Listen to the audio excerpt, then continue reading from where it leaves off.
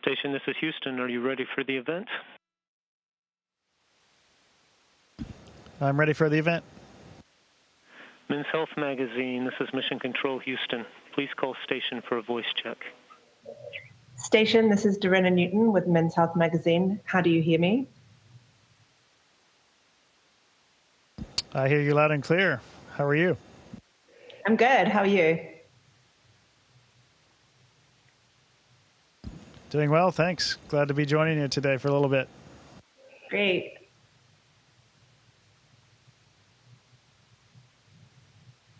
Are we ready to go? Yeah, we're all set. Go ahead. Okay, great. I can't see you. Is I shouldn't have a picture, right? Oh, I see you now. I think you should see me, but yeah, there we go. Fantastic. Hi, look, we match. We're both in blue. Fantastic. So great to meet you. So Shane, do you mind? I'm Dorena Newton from Men's Health Magazine. We're here to talk to you about your gym and your diet and your fridge up there on the space station. Do you mind just for our audience giving us your full name, telling us where you are, and telling us that you're going to show us your gym and fridge on the station, please?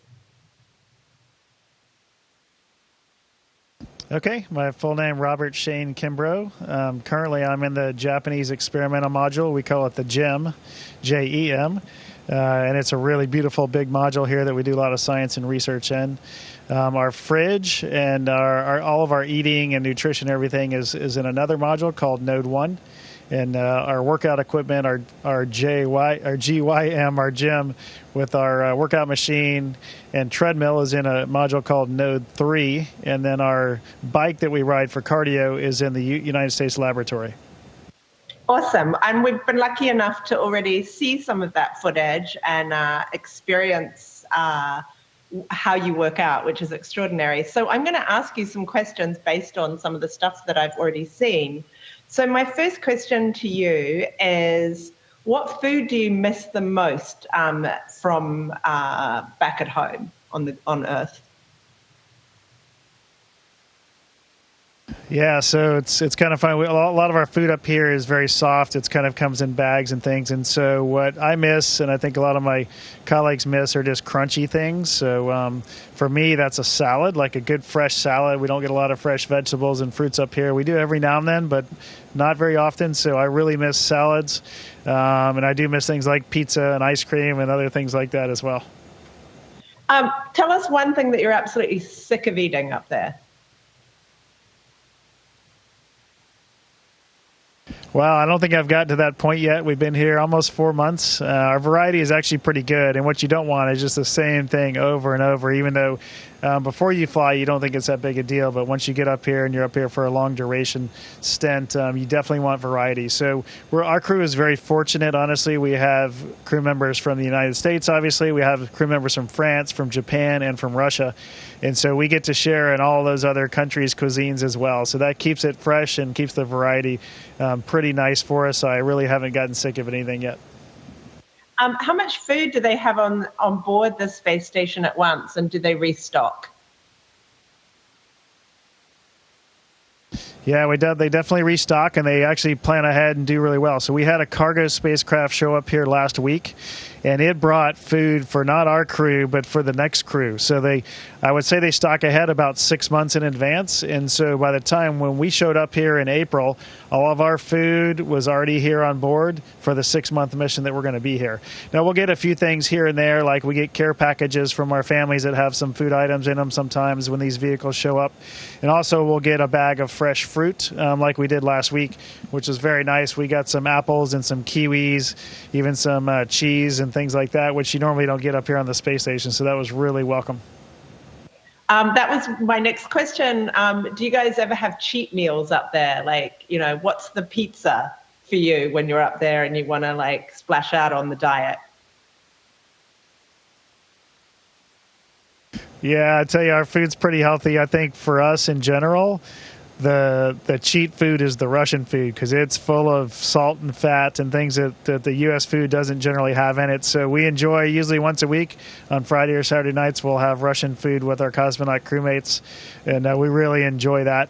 Now, having said that, on that spacecraft I mentioned that showed up last week, showed up some pizza kits. For the first time, at least for anyone up here, we had pizzas on board. So we had a nice crust, and you had sauce and cheese, real cheese and pepperonis and sun-dried tomatoes that you could add to it. And we had a great time together as a whole crew having pizza night last Saturday. Amazing. Now, when you do pizza night, are you allowed any alcohol on board? Are there any beers, or is that like not done up there? No, we're not allowed to have that up here, so we'll have to wait till we get back home for that. Awesome. Okay, so my next question is, do you have any specific idea of how many calories you burn versus how much you need to maintain the muscle while you're up there? Pretty scientific question. Yeah, we got an incredible staff back in Houston, and then for the other crew members around the world that really monitor our intake and then how much we're burning every day with our workouts. I don't have the exact number that we're burning, but I know the target I'm supposed to hit on the intake every day is about 2,400 calories. So that to me sometimes is hard to do, but I know we're burning about that many calories. I don't have the data on that. I know our folks on the ground probably do, but our workouts are very hard every day, about 2 hours a day, an hour of cardio and then an hour of resistive exercises for our weightlifting. And that I think balances out to about 2,400 calories. And we know that because we do have a weighing system up here, a mass measurement system that we do once a month.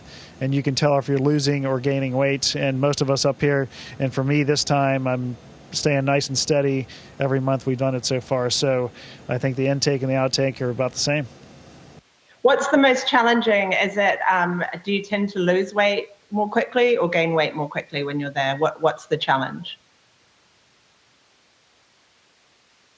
Typically, you would definitely lose weight up here just because, in general, you don't drink as much and you don't eat as much unless you're kind of, I won't say forced to, but on a strict protocol and regimen, and you know why you're doing it. So for me, on my last flight, they had me targeted to get 3,000 calories a day, and I couldn't get there. I just honestly couldn't do it. It was too much.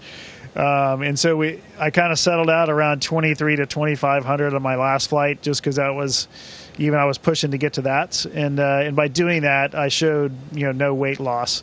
On my very first flight, which was only a couple weeks long, I lost about 10 pounds. So that was not good, but it was a short duration. It's not as critical as for these long duration missions. So, over time, our doctors and scientists on the ground have really learned a really nice protocol in order to keep our weight up and our nutrition up. And all that does is it helps our bone density and our bone mass along with our strength, maintaining that. So it's very critical that we do it, especially for these long duration flights. So follow-up question, with all that caloric intake, do you enjoy your meals or are you more just kind of eating because you have to? No, I think we all enjoy eating and our bodies are just used to it now. I would say the first week or so, yeah, you're kind of forcing it because you need to get those calories going. But once you get in a rhythm and a routine like most people do, then it's kind of hard to break. Does your hunger clock get messed up because of the lack of a firm day-night structure? Actually, we're on a pretty good day-night structure. Now, we don't have windows everywhere where you can look out and see if it's light out or dark out. But we usually get up, generally we're on Greenwich Mean Time, and so we get up around 6 a.m. every day and go to bed about 10 p.m. every day. And so your meals are usually, around 6:30, 7 a.m. for breakfast. We're scheduled for lunch, and it just depends on the day, but anywhere from 12 to 2 p.m., your lunch will be scheduled in there. And then we'll eat usually about 7:30 p.m. for dinner. And snacks in between whenever you want. And most of us I have to have snacks in between breakfast and lunch and dinner in order to get my calorie count correct every day. Awesome. Okay, so I'm going to go in and talk a little bit about exercise. Is there something you do in space, like an exercise you do up there that you just could never pull off back down on Earth? Well, yeah, because the machine that we work out on is a floating machine. I'll call it that. It's an isolation system, so it's actually floating while you're working out. The stationary bike, I'll call it stationary, but it's not stationary. It moves as well because it's floating while you're riding on it.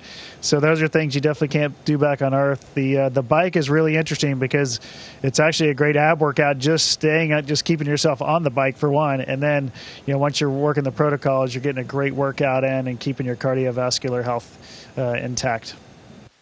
How often do you go outside the station? Do you go outside the station, correct? Yeah, some of us get a chance to go do spacewalks. I think that's what you're talking about.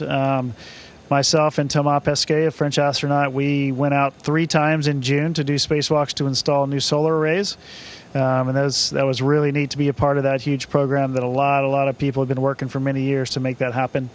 Actually, next week, 2 of our colleagues, Mark Van de Heij and Aki Hoshide, are going to go outside to set up the stage for the next solar arrays that are going to come up in about a year. So they're going to go do a spacewalk next Tuesday. So hopefully you can follow that. Is that more physically taxing, moving around outside, than it is inside the station? Absolutely, yeah. You're wearing the big white spacesuits you've probably seen pictures of. They generally weigh about 300 pounds. Now, they don't weigh anything in space, of course, but it's still a mass you have to control, and it's pressurized. So we kind of get blown up like a balloon, and then so every time you're opening and closing your hands to do work, it actually takes work to do that. And so 6 to 7 hours are what spacewalks normally last. And so by the time you get back in, you are physically exhausted and mentally exhausted. It sounds like it. So my next question is, what's the one exercise then you have to do up there that you really don't like doing, that you're forced to do, to keep in shape? Yeah, I really normally love working out in the gym. I love doing things, but we do so many repetitions of squats and deadlifts. So those are, even though I like squats, I think single leg squats are my least favorite up here. We're doing a lot of reps of those as well. Every third day or so we'll get those, and those are challenging for me. And those are ones I just have to grunt through and get through the workout that day. I'm going to say I interview a lot of celebrities and people in incredible shape, and nobody likes squats. So you're not alone. You're not alone. So my next question to you is, what other kinds of training do you do really on Earth before you go up there that really sets you up to be in maximum shape? Well, we all have a personal trainer at NASA, the NASA astronauts do, that really get us ready to go fly in space. Now, we have a machine just like we have up here in Houston that we can train on for one, so that gets us ready to go. We learn the machine. It's pretty complicated when you first look at it, so they take us through that, make sure we understand what's going on there. And then it's really a personal decision whether you want to really work hard to get in shape for spaceflight or not. I think most of us do work out in general, cardio and weightlifting back on Earth, and so that just gets us ready to go. And we want to be healthy, of course, and especially when you're going for these 6 to 7 or more month missions, you want to make sure you're healthy so that you can be a contributor to the team while you're up here for one, and you don't have any health issues for two. Do you ever work out with anyone else up there, or do you mainly work out solo?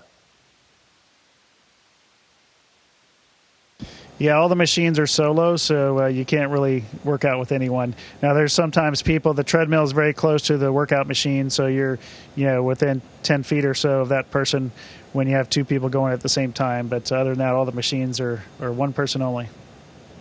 How do you keep your mind fit up there? We have a lot of ways to do that, and everybody can probably answer it differently. So in our downtime, people do different things. A lot of us like taking pictures of Earth, so we have some pretty incredible cameras up here and some great windows to look out of to see our incredible planet. And just make sure that's become a hobby of mine, is taking pictures. So that's been really neat to kind of just step away a little bit. People also read, can watch TV shows, movies, and things like that. We have one live TV channel that can be streamed up here. So I'm a big sports fan, so typically on the weekends I'll want to watch some sports. So we'll ask Mission Control to send up whatever game happens to be on to enjoy. Fantastic. Did you guys all watch the Olympics together? We watched a lot of Olympics. Yeah, we had that streaming the entire 2 weeks, I think, and that was pretty special, honestly, to be up here, especially with so many different nationalities represented up here. And I don't know if you saw it, but we actually did a Space Olympics that was posted, I think, about a week ago. It's pretty funny to see some of the events that we created, and they kind of mimic some of the events on Earth. Awesome.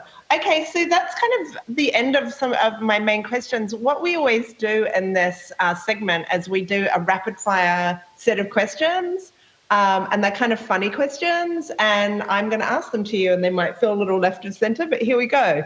If you have to choose between these two, a black hole or a supernova? Supernova. Star Trek or Star Wars? Star Wars. Liftoff or touchdown? Liftoff. Visit the moon or visit Mars? Visit the moon. If you had to explore space with any sci-fi character, real or fake, who would it be?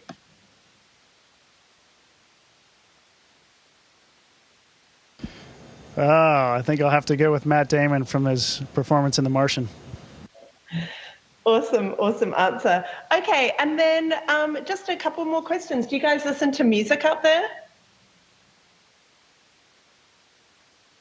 Yeah, we have a great. We can access whatever music you have back home with the different platforms there, and we also have a system that gets kind of loaded up before we come in space. You just give some people in Houston, in our case, our preferences, and they load up our computers. So we have all kind of music we can listen to. Usually that's what we do when we're working out. We'll either have music on or watching a TV show especially during my long runs and long bike rides. I'll have a TV show or a movie up. What's your favorite song on your playlist when you're working out?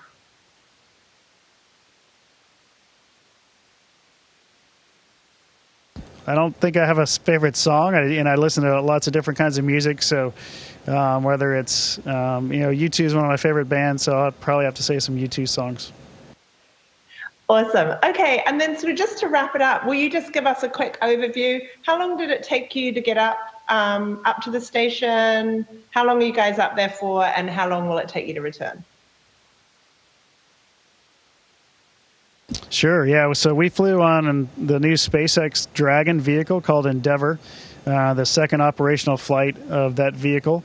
And so we took off on April 23rd, and about 9 minutes after we took off, we were in space. So incredible accelerations, of course, during the launch.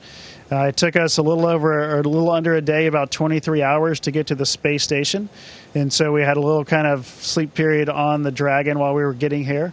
And then 23 hours after liftoff, we showed up at the space station. We docked here. And after a few hours of pressures equalizing, we got to open the hatches and come join our crewmates that were on board. And then we're up here for a little over 6 months. It looks like about 6.5 months. And then we'll come home late October, early November is the plan right now. And we'll land somewhere off the coast of Florida is the plan. Could be East Coast or West Coast, depending on the weather that day. Awesome. Great. And so finally, I think we have about 1 minute left. Like, how do you stay motivated just to stay fit and healthy when you're up there? What's your biggest motivation? I've always kind of, ever since I was went to 20 or so when I went to college, I really got into fitness. And so for me, it's just a personal thing. I want to keep my body in the best shape it can be so I can hopefully live a long and productive and healthy life. Awesome. Okay, so I think we have about 30 seconds left. We always end this by saying, see you guys later. I've got to get on with working, doing my work. Thanks for watching. Would you mind just giving us a line like that? Tell us what you're going to go do next. Okay, yeah. Hey, it's been great chatting with you. Had a great time today. I'm off to, I'm not sure what my next activity is, but Mission Control has something scheduled for me, I'm sure. And I'm going to go join my other crewmates as we get the station ready to go. Awesome. Thank you so much. Station, this is Houston ACR. That concludes our event. And thank you to all participants from Men's Health Magazine. Station, we're now resuming operational comm.